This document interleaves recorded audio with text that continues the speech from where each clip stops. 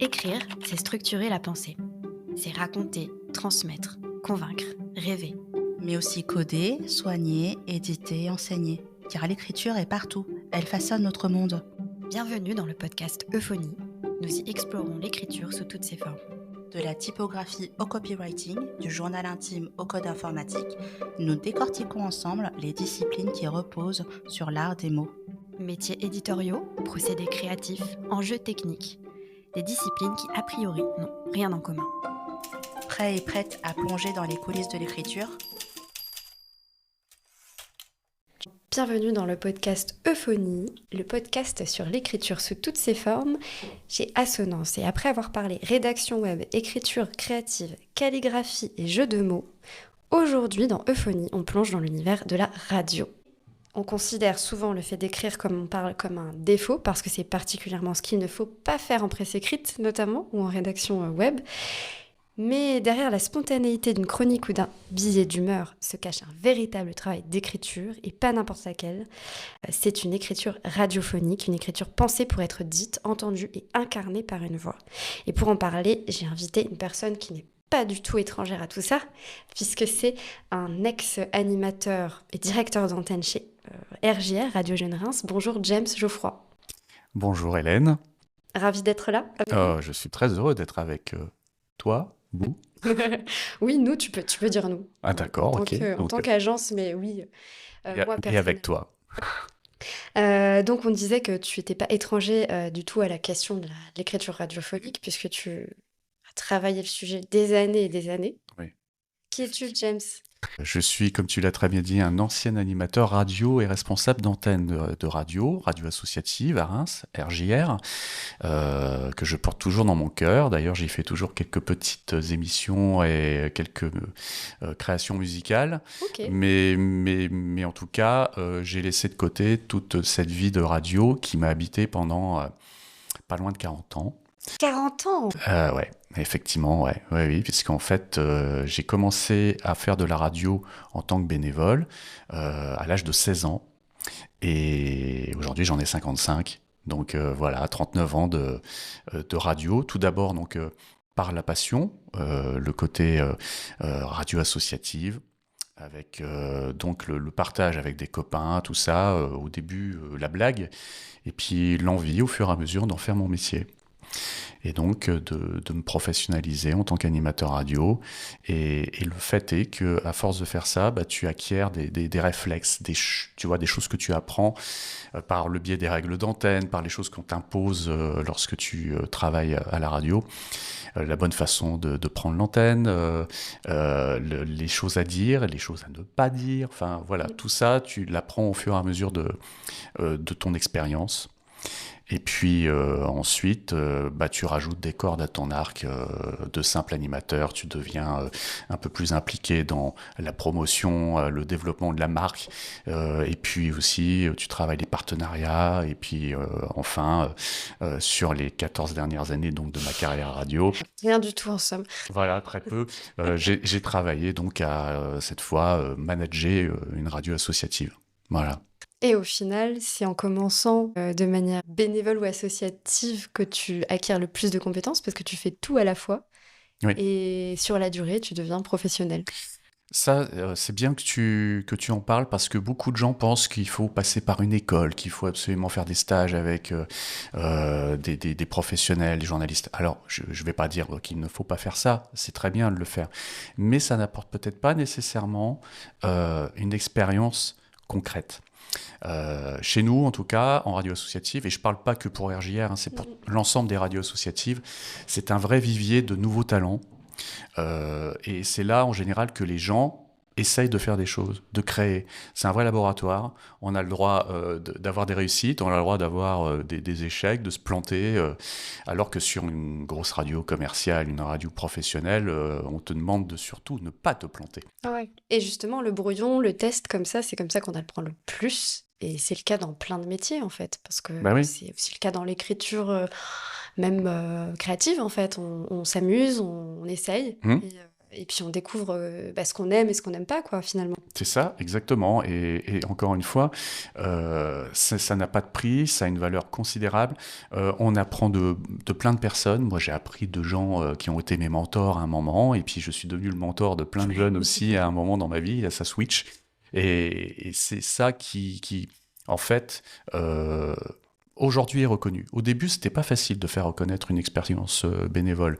Des Ouais. fois, c'était pas pris au sérieux. Aujourd'hui, tout ce qui passe par du bénévolat à de l'association, c'est quand même reconnu par énormément de professionnels qui regardent avec attention sur des lignes de CV les expériences bénévoles. Là, c'est pareil. On parle de radio, mais ça peut se dupliquer sur Oui, beaucoup d'associations. ouais, complètement. Ouais. Je pense que ça aussi, c'est un milieu que tu as fréquenté, voilà, dans le milieu de la musique, du spectacle. Tu connais aussi très bien ça.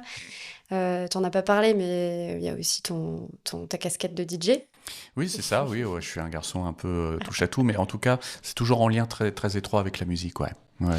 Et la musique, d'accord. L'écriture, par ici, j'entends plus la préparation en amont des enregistrements que tu as fait, notamment à la radio. Oui. Quelle place elle a prise dans ton travail d'animateur? Parce que tu préparais forcément des chroniques avant d'enregistrer. Oui. Est-ce que c'était important pour toi? Est-ce que tu étais plus dans l'improvisation? Comment ça se passait? Alors, je vais être tout à fait clair. C'est comme un filet de sécurité de préparer un petit peu tout. L'improvisation, c'est possible. Ça s'acquiert aussi. Et puis, quelquefois, on n'y arrive pas. Hein. Quelquefois, faut se le dire aussi. L'improvisation, il y en a qui arrivent très très bien, qui sont des champions de l'impro. Puis certains, bah, c'est pas leur truc. Et moi, j'ai déjà eu l'occasion de croiser dans ma carrière des animateurs à tout niveau, voilà, dans des grosses radios, où j'ai vu tous les cas de figure. J'ai vu des gars qui étaient des machines, mais qui improvisaient de manière Qui arrivait le matin à 6 heures et qui se lançait? bah, en fait, mais qui arrivait tout de suite à s'adapter, à saisir au bon les thématiques, tout ça, et improviser. Et puis, j'ai vu des gars qui avaient un background de moins 20 ans de métier et tout ça et tout, mais qui avaient toujours devant eux leur prompteur bien Ouais. écrit, parce qu'ils voulaient absolument être parfaits à l'antenne. Ouais, et avoir un filet de sécurité au cas où Le filet de se perdre. sécurité, comme ça t'évite d'avoir le trou, Ouais. d'avoir ce moment où tu fais tu vois, et qui Surtout en devient direct. qui est très désagréable. Donc en fait, il faut que ça parte, et c'est ce que j'expliquais beaucoup aussi aux jeunes que j'ai formés. Ton propos doit passer comme un train, et il ne doit pas s'arrêter. Voilà. Donc en fait, pour ça, effectivement, l'écriture, c'est le meilleur allié. Ouais, ça doit être fluide, ça doit constituer une ligne directrice en fait à tout ce qui est dit. Oui, Et donc ça a été hyper important pour toi d'écrire ces oui, chroniques-là, ou en tout cas d'avoir ces éléments de langage qui carrément. pouvaient te guider. Et ça requiert une technique particulière. Tu disais que tu étais formateur, donc tu as formé à ça. Mhm. Comment tu décrirais cette technique d'écriture? Beaucoup de spontanéité quand même. C'est-à-dire que tu dois prendre les choses avec ton naturel, ta façon d'être. Il ne faut pas chercher à être académique. J'ai cherché un moment à être académique. Ouais. Euh, Au tout début. Au tout début, oui, à trouver des mots, des belles Mm. choses à placer et tout pour faire des belles phrases. Mais finalement, j'ai des gens pareils qui m'écoutaient et qui me disaient ça sert à rien, c'est pas toi. Donc il faut rester soi. Et donc faut prendre ces éléments de langage.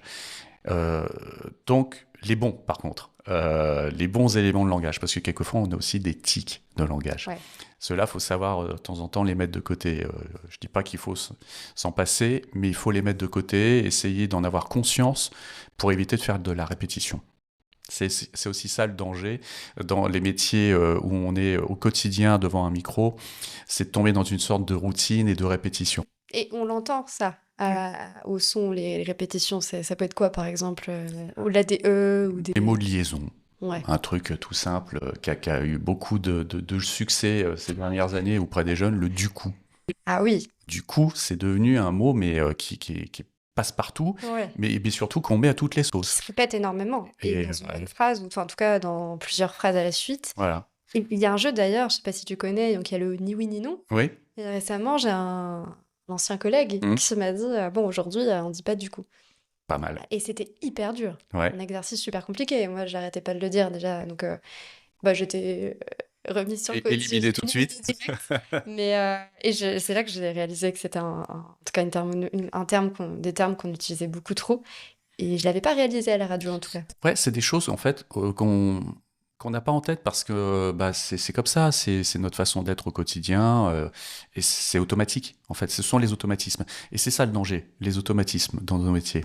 Et c'est pour ça qu'il faut toujours y faire attention. Il faut avoir une écoute sur ce qu'on fait. Faut Euh, s'écouter. Ouais, mais de manière bienveillante.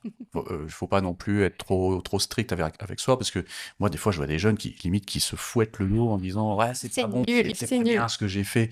Je dis non, c'est pas nul, c'est juste que c'est perfectible, on peut toujours faire mieux. C'est difficile, c'est comme quand on écrit un texte. En tout cas, moi je dis beaucoup en tout cas. Dans mon quotidien au travail, j'écris des textes aussi. Donc pareil, il y a de moi et il y a aussi des éléments de langage à respecter.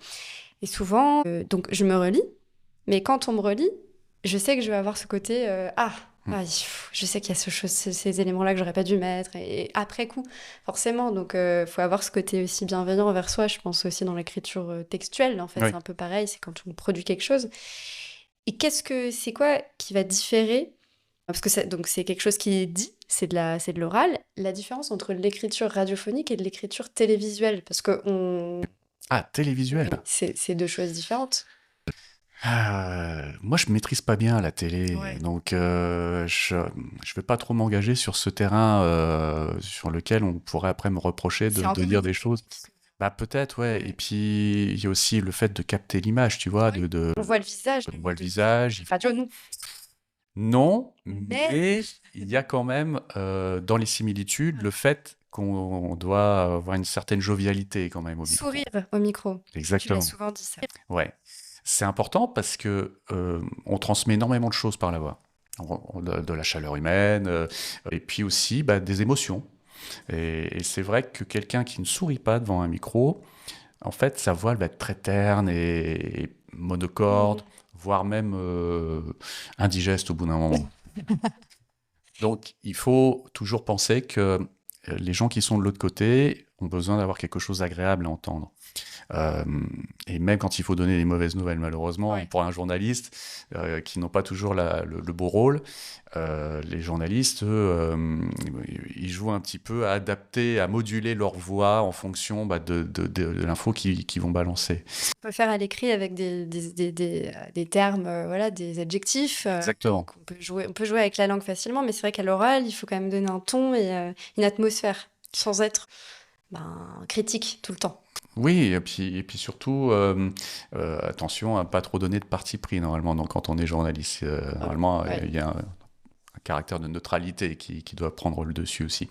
Mais j'ai toujours choisi finalement la facilité comme garçon. Je me suis pas trop engagé sur le chemin du journalisme, alors que j'avais toutes les compétences pour.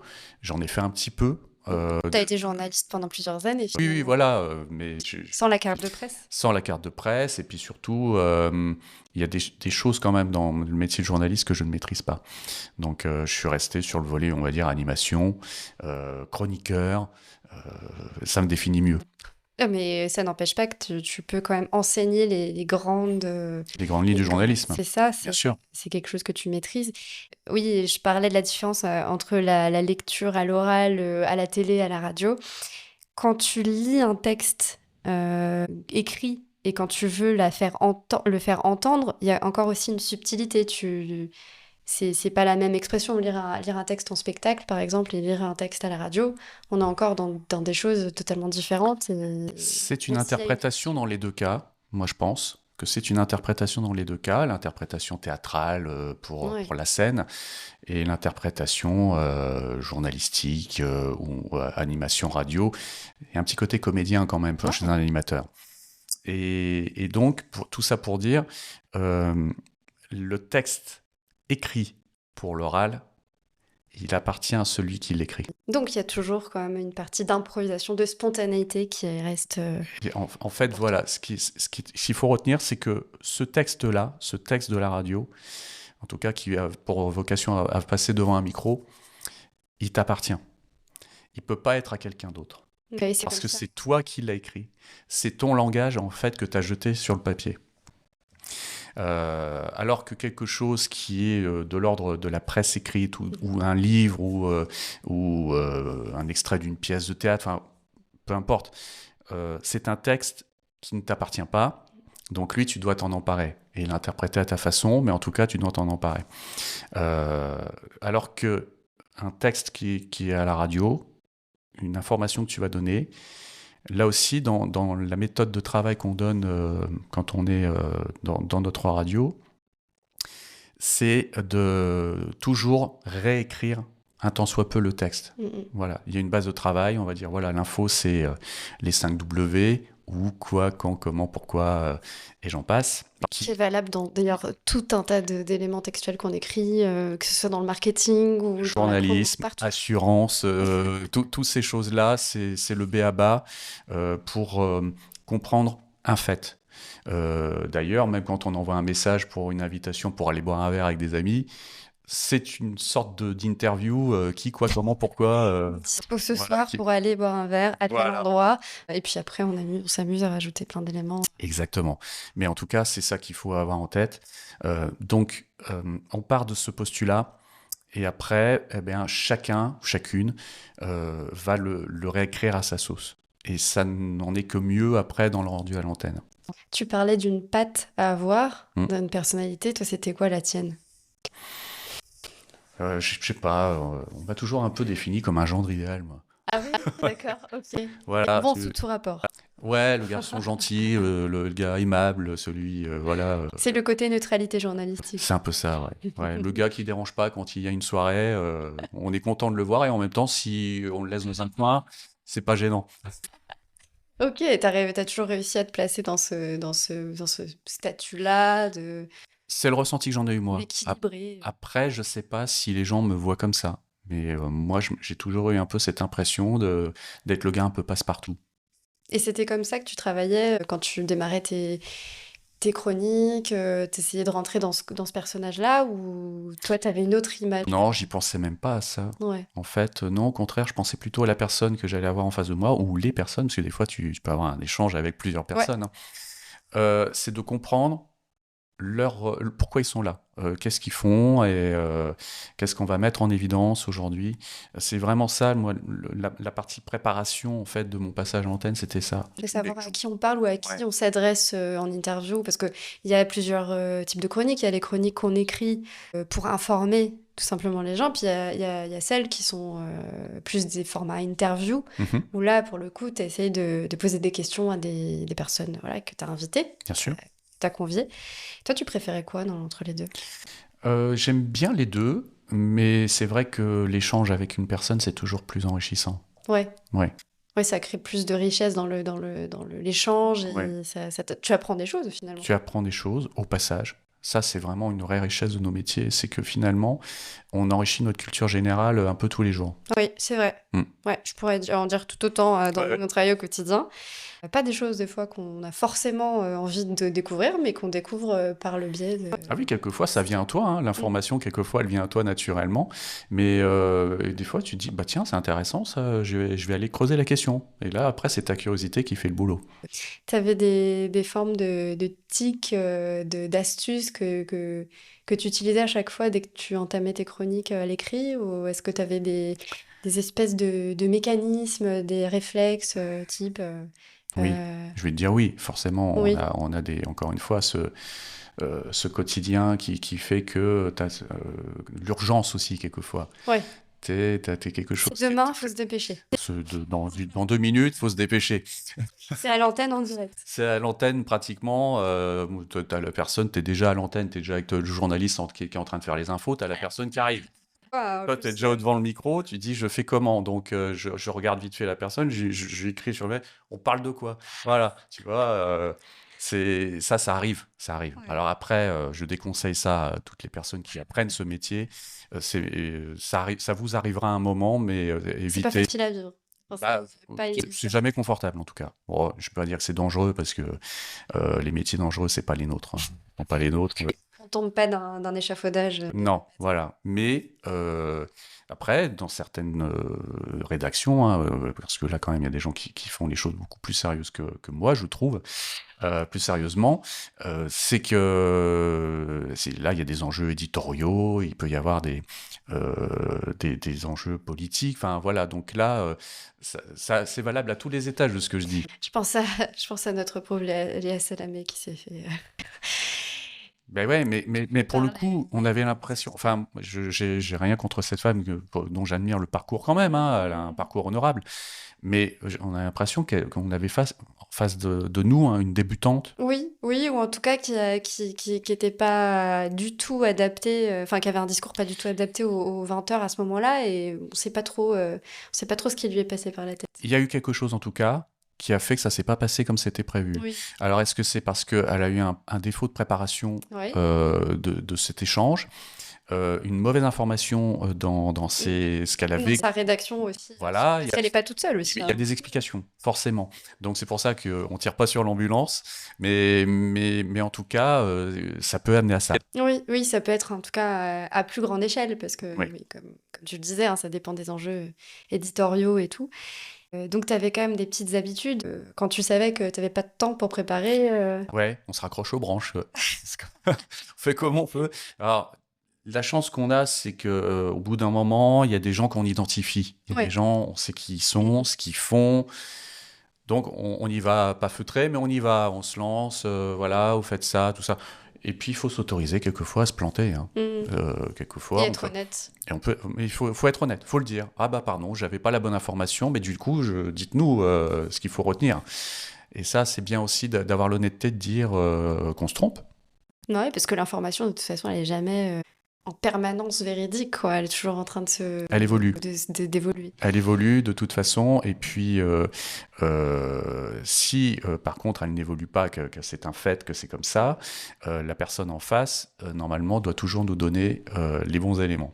Et c'est ça qu'il faut aller chercher, c'est ça qu'il faut retenir. C'est ça le travail journalistique, hein, finalement. Ouais. Et est-ce que comme au théâtre, on travaille son texte avant de passer à l'antenne? Alors je vais te le dire, oui. Je vais te le dire, absolument, oui. Sur certaines de mes émissions, où j'écrivais énormément les textes, parce que je voulais quelque chose de très précis, je voulais rien oublier. Il y a des choses que tu peux improviser, tu te mets 2-3 éléments de langage et puis tu improvises. Oui. Mais sur certaines émissions, j'avais un texte vraiment, un conducteur bien précis et écrit, parce que il y avait certains détails que je voulais pas oublier, ou alors des années, ou alors tu vois des chiffres importants, oui, des données que tu peux pas improviser sur le voilà. C'est exactement ça. Donc oui, texte écrit et répété au moins une fois. Pourquoi je dis au moins une fois? C'est parce que tu te rends compte s'il est mal écrit. Oui, la première fois, tu te dis « Ah oui, non, c'était pas du tout ce que je voulais dire. » Non, c'est même pas du tout comme ça. Ouais. C'est que tu l'écoutes puis tu dis « Bah naturellement, je le dirais pas comme ça. Ouais. » Donc du coup, tu réécris un tout petit peu la phrase. Ouais, c'est fou comme ça peut être différent à l'écrit, ou quand on écrit sans le parler, on a l'impression que c'est exactement le genre de phrase qu'on va dire et qui va être fluide. Et en fait, quand on la récite, c'est pas du tout. C'est exactement ça, mais c'est surtout le fait que dans ma méthode de travail, je le dis en même temps que je la tape. D'accord. Donc quand tu étais à la rédaction de RGR, par exemple, tu tapais sur ton ordi en même temps tu parlais? Ouais, soit je parlais, soit si j'avais trop de monde autour de moi, je le disais dans ma tête. C'est pour ça qu'il est important de le redire un peu avant, parce que ce qui se passe dans la tête, des fois, c'est pas ce qui sort dans la façon de parler. Il y a un décalage. Il peut y avoir un décalage. Il y a des choses, l'idée, elle est claire dans sa tête, et puis après, faut trouver les bons mots pour le faire sortir, en fait. Et donc, j'ai écrit ça, et en fait, quand je le dis, c'est pas français ce que je dis. Enfin, c'est pas radiophonique. C'est pas radiophonique ou c'est pas français. Quelquefois, tu te rends compte que ta phrase, j'ai pas mis les choses dans le bon ordre. Toi, tu vois, il y a. Ouais, alors que bizarrement, on dit souvent, quand c'est dit à l'oral, c'est forcément changé et pas très français, en tout cas plus familier, ce qui est pas du tout vrai. Non, parce qu'on n'est pas obligé de tenir un langage familier pour avoir un langage oral.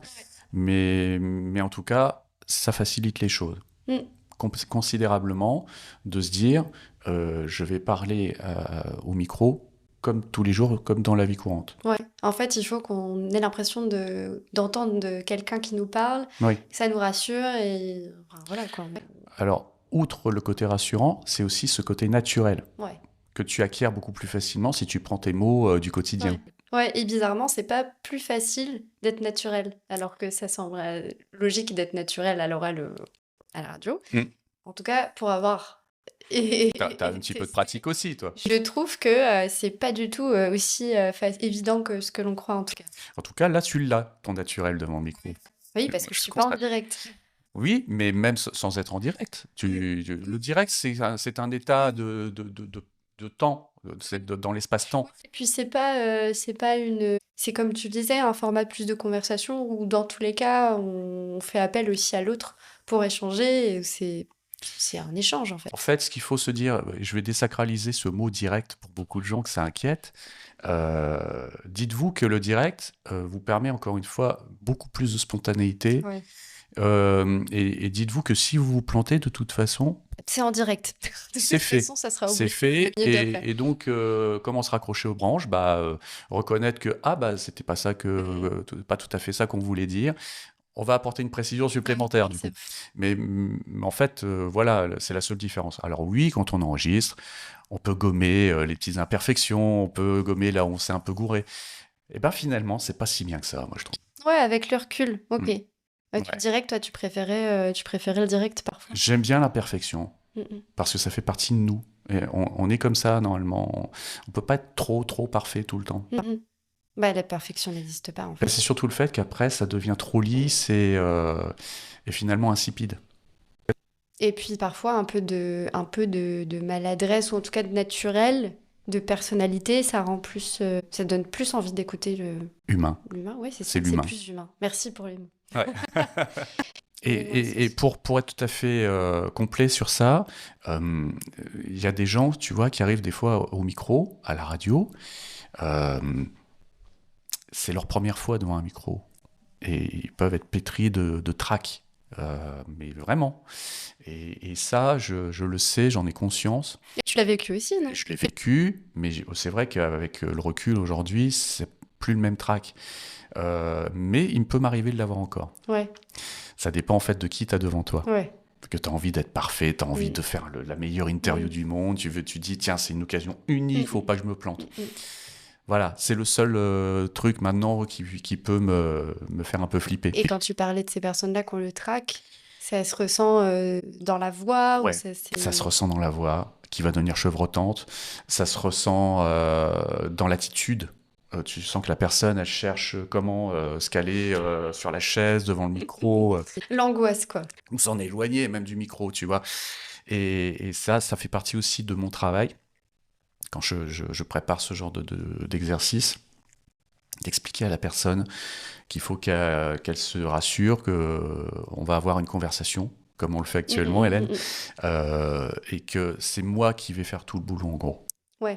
Qu'elle elle a juste à délivrer ce message qu'elle vient délivrer à la radio.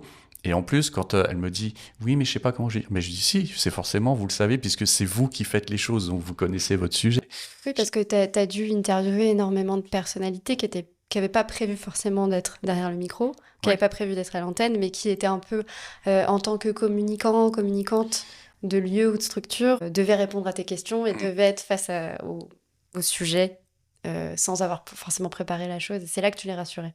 Oui, alors ça se passe toujours bien avec des gens qui ont préparé le sujet, en tout cas qui sont les instigateurs, qui ont créé la chose, tu vois, un événement, ils ont créé le truc. Je dis forcément avec vous ça va aller puisque vous connaissez votre sujet, c'est vous qui l'avez fait.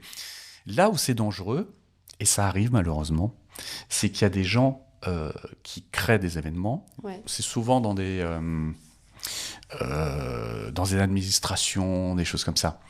Il y a quelqu'un qui crée quelque chose, qui demande à ce que quelque chose soit fait à son équipe, et après décide que c'est un tel ou une telle qui, dans son équipe, va aller porter le message. Et c'est là où c'est dangereux.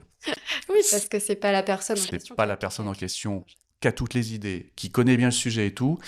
La personne qu'on va envoyer au front, là, pour le coup, là, pour le coup, il y a un vrai danger dans tous les cas.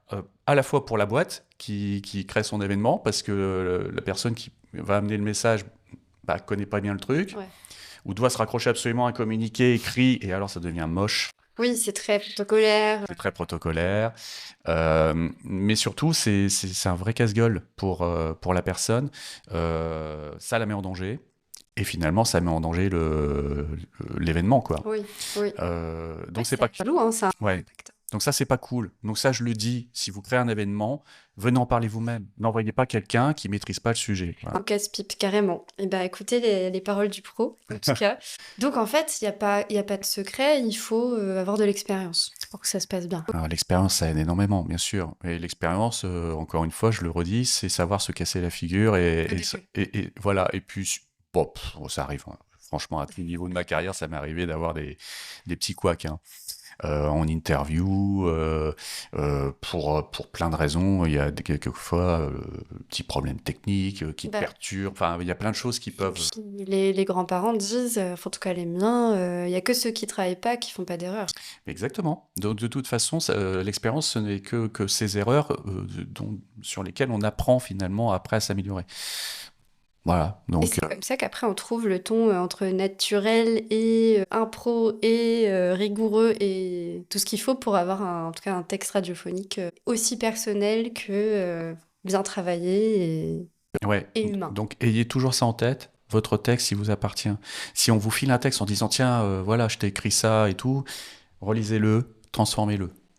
Vraiment. Ouais, donc à l'école, parce qu'il y a beaucoup d'écoles de radio qui existent, où t'arrives, on te dit ah bah, il faut que t'écrives un texte pour la radio là maintenant, et puis tu rends le document, puis t'as une note, et puis il se passe rien, tu le pratiques pas. Et en fait, ce qu'il faut, c'est surtout pratiquer, Mais bien sûr. plus que écrire dans le vent, quoi. Enfin, dans le vent. Il n'a de sens que s'il va au bout du processus, quoi. Donc même sans micro, la maison, quoi, tu écris un texte et tu l'enregistres sur ton téléphone, ou Par voilà, tu exemple. fais quelque chose comme ça. Par exemple.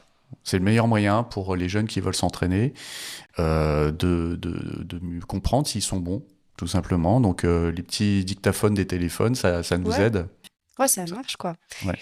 Et est-ce que tu connais le fameux tic professionnel, des fois, enfin les déformations professionnelles, Mhm. pardon, ça t'arrive des fois de parler comme tu le faisais à la radio? Ouais, je m'en suis rendu compte. Je m'en suis rendu compte quelquefois quand je m'intéresse à des gens et puis que j'ai un échange tout à Ouais. fait spontané, hein, je Tu m'en- les interviews, en fait. Ouais, c'est exactement ça. Je me suis surpris à dire, bon, en fait, là, faut que je sois un peu plus cool, là, parce que je suis en train de... Mais les gens jouent au jeu, jouent Ouais. le jeu, quoi. Ah bah oui, mais ils ont en face d'eux James Geoffroy de la radio. Pas en faire de trop non plus, mais... Et en tout cas, pour certains, ils savent aussi que t'as ce côté-là. Ouais. je Mais pense. certains, ça les rassure, finalement. C'est toujours ce temps aussi que je prends quelquefois quand j'ai quelqu'un avec moi. Je dis, on va prendre 5-10 minutes avant, Mhm. et on va déjà voir un petit peu les choses qu'on va Ouais. se dire. Et ça leur permet de trouver aussi leurs propos, de se dire, voilà, il faut absolument qu'on dise ça, et faut pas qu'on oublie ça. Donc moi, du coup, Ouais. je me rajoute la question, pensez à rappeler qu'il faut dire ça. Et puis voilà. Mais ouais, le côté rassurer les gens, c'est super important. Ouais, il y a plein Encore une d'étapes. fois, quand ils n'ont pas cette expérience de micro, c'est leur première fois, bien souvent, pour blaguer, je leur dis, bah moi aussi, c'est la première fois. Et les gens, ils te regardent, ils font, bah qu'est-ce qu'il me Première raconte, le interview. gars? Bah oui, ensemble, c'est notre première fois. Voilà. Ok, donc en fait, il y a plein de choses à savoir derrière un texte radio qui paraît hyper naturel. Est-ce que toi, aujourd'hui, Donc, tu as des conseils à nous donner, mais juste une dernière chose, est-ce que dans d'autres formes d'écriture que tu fais dans ton quotidien, parce que peut-être que ça Mhm. t'arrive d'écrire autre chose, Oui, bien sûr. est-ce que ça t'a influencé tout ce parcours-là, ce background Ouais, parce que je me suis rendu compte qu'aujourd'hui, quand j'envoie un mail, c'est pareil, je parle. Ouais, ok. Je l'envoie comme je pourrais dire salut, ça va? C'est ça, quoi, hein. Et puis, Bienvenue. ouais, mais c'est ça, c'est carrément ça. Et puis, depuis quelque temps, je sais pas pourquoi, c'est comme ça, c'est depuis quelque temps, je consigne un petit peu tout ce que j'ai fait dans ma journée sur un petit calepin, Ouais. une sorte de journal, mais Ok, un carnet de bord. juste pour me souvenir de certaines choses que j'ai faites, D'accord. voilà, je mets les grandes lignes de ma journée. Je mets 2-3 idées, tu vois, Ok. que je jette sur le papier. Comme si tu faisais des conducteurs de ta vie. Ouais, c'est un peu ça. Puis c'est juste pour me souvenir, tiens, c'était quel jour? Enfin, Ok. je sais pas. En Ouais. fait, je le relis pas vraiment, ce truc. Ouais, c'est avoir des archives. Mais je me le consigne. Je sais pas, est-ce que j'ai peur de vieillir et d'oublier des choses? J'en sais rien. Mais en tout cas, ça fait quelque temps que j'écris ça. Mais j'ai lu quelque part, alors je sais pas si c'est quelque chose de fondé, que le fait d'écrire des choses que tu as fait dans ta journée et Ouais, des choses que tu considères comme positives, ouais. ça t'entraîne à rester positif. Ah oui, c'est un sujet qu'on a abordé avec Jeanne Poitvin, notamment sur l'écriture créative et l'art-thérapie Ouais. de manière générale, où clairement c'était ça, c'était se dire tous les jours trois choses positives sur soi, ou en tout cas bienveillantes, Oui. qui fait que on s'entraîne à essayer d'être sur cette lignée-là et de rester positif, et du coup on crée du positif Ouais. en se disant du positif, quoi. Donc, de ce que j'entends, faut que je continue, quoi. Bah, a priori, t'étais pas loin du, du Je continue de sujet. le faire, donc. Oui, Il continue. y a ça. J'ai pensé à un moment écrire peut-être des bouquins, des textes pour des chansons, tout ça. J'ai eu des tentatives, mais j'ai pas encore T'as réussi gribouillé des choses. Ouais, j'ai pas encore réussi à aller au bout. Mais en tout cas, ça fait partie de ces choses qui découlent, voilà, de cette écriture un peu innée qui vient après justement avoir fait ce travail d'écriture orale. Ouais. Oui, en fait, tu vas passer de la voix Mm. au papier, et en fait, ça va être naturel pour toi, dans le sens où t'as plein de choses à exprimer, hein, en fait. Oui, je pense que j'ai encore des choses à dire, à transmettre. Eh ben, j'aimerais bien lire ça, en tout cas, si tu écris plus tard. Est-ce que s'il y a un auditeur, on ne sait pas, si ça se trouve, il y a un auditeur qui voudrait se lancer dans la radio, on ne sait pas. Mhm. Est-ce que tu aurais un conseil ou des conseils à lui donner pour qu'il soit serein dans ce projet? Oui, bien sûr. J'ai toujours des conseils pour les personnes qui veulent Une liste, rejoindre, que ce soit de la radio classique ou la radio via Internet, les podcasts, les plateformes. C'est un peu la même chose. Je crois qu'il faut toujours avoir en premier, c'est une curiosité, mais bienveillante, bien sûr. Faut pas être dans une curiosité malsaine, Ouais, mais en tout cas une curiosité qui incite à enrichir sa culture personnelle. d'accord. Culture, qu'elle soit générale ou sur des thématiques bien précises. Aller creuser les informations. Aller creuser des informations, être passionné. Forcément, dans ces métiers-là, c'est des métiers de passion. Donc, il faut être animé par l'envie de s'exprimer au micro, d'être un peu extraverti. Pas trop, hein, point trop n'en faut, parce que le côté un peu trop excessif, quelquefois, ça peut pas toujours être bien perçu par les gens qui écoutent de l'autre côté. Mais en tout cas, donner le meilleur de soi et s'investir dans un projet comme ça. Donc, ouais, j'ai envie de dire, poussez les portes de radio ou lancez-vous, créez votre podcast, pourquoi pas, vous aussi. Mais en tout cas, allez rencontrer des gens. Moi, si je donnais quand même un conseil, allez voir des gens qui font de la radio et allez partager avec eux. Peut-être chez vous. Parce que c'est un vrai réseau social pour le coup. On rencontre des gens et puis on partage et puis on s'enrichit des autres. Donc allez-y quand même avec des gens en vrai. Ok, donc il faut pas se fermer, il faut multiplier les rencontres Ouais. et s'entraîner et être curieux. Ok, ben c'est pas du tout les conseils que j'aurais imaginé. J'aurais pensé plutôt essayer d'écrire justement des chroniques, des choses comme ça. Mais ça vient après en fait, c'est des choses qu'il faut. L'un n'empêche pas l'autre. Ouais. Mais c'est bien justement d'aller les montrer, montrer ce que tu fais, voir Ouais. comment les gens le perçoivent, ou s'il y a un professionnel qui peut te dire, bah tiens, là, tu n'es pas obligé de dire ça, tu peux passer directement, enlève ton du coup ou ton toutefois qui est très académique. Un toutefois très académique n'a pas besoin d'exister dans le langage de radio. Ok, en tout cas j'aime bien cette phrase, on va la garder pour la fin. Ouais. Et un dernier truc, mais ça, on le mettra dans les légendes de la promotion de ce podcast-là. Le mot podcast, tu m'as fait découvrir l'étymologie, l'origine de ce Oui. mot-là. Rappelle-nous ce que c'est exactement. Oui, parce que beaucoup de gens ont oublié qu'un podcast, en fait, c'est vraiment un produit audio. C'est vraiment du son. Beaucoup de gens s'en sont emparés aujourd'hui pour accoler ça à de la vidéo. La vidéo, c'est de la vidéo. La vidéo ou un mélange des deux. Voilà, mais en tout cas, le podcast, à l'origine, c'est du son. Alors, c'est une capsule de son.